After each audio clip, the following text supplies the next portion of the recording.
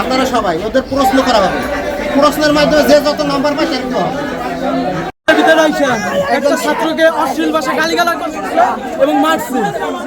এখন তারা আমাদের সামনে অ্যারেস্ট করবে, নইলে আমরা কেউ পরীক্ষা করব।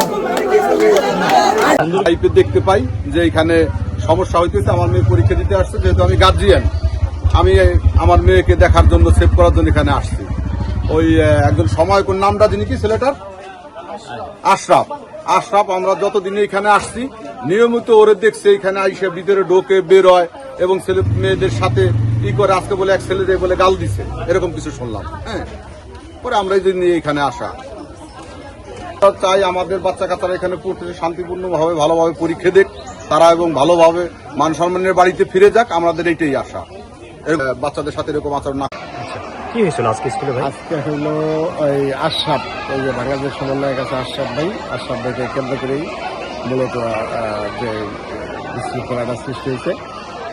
আশরাফ ওই কেন্দ্রে আসার কারণে শিক্ষার্থীদের সাথে তাদের একটা কথা কাটাকাটি হয়, যে অভিভাবক হিসেবে আশরাফ আসে।